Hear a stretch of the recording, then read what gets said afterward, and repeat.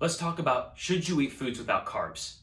And the quick answer to that is yes, because there are whole foods like vegetables and meat that have little to next to no carbs in them. So the quick answer is yeah, you totally should be.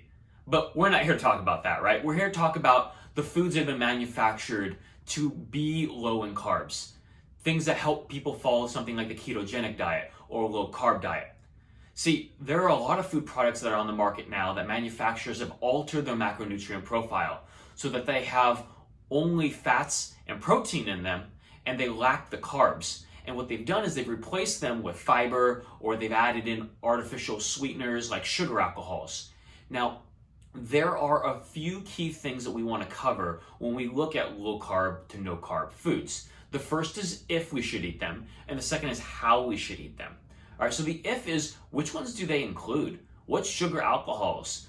What amount of fiber, right? And so in general, there are different digestive issues that can occur with high fiber or high amounts of sugar alcohols in your food. And so if you convert a lot of your food products over to processed manufactured foods that have a lot of these sugar alcohols or have the higher fiber contents, such as things like oat fiber, put in to boost the amount of fullness you're going to get from that manufactured food, then yeah, you may have some digestive issues. Now, if that is a potential problem for you, my recommendation based on the research that I've seen would be to look for erythritol. That's going to be the one sugar alcohol that's going to be much lower in its rate of causing issues such as bloating, digestive problems, GI tract things, and you'll probably have the best luck there. Now, as far as the how you should eat them sparingly.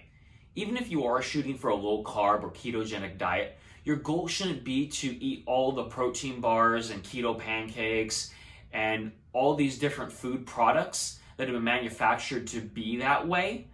Instead, you should focus your diet more on whole foods, such things as lean cuts of meat and vegetables, etc.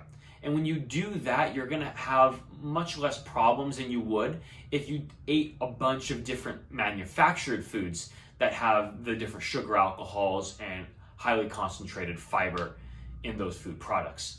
So if and how are really just up to the way you eat, and if you want to include them at all. They're not going to be detrimental to your overall success in your diet, but there is something you want to look out for. You don't want it to be your diet. You just want it to be maybe partially a piece of your diet to help balance things out. Maybe you know that you ate a lot of carbs that day and you want to include some of those food products into your diet.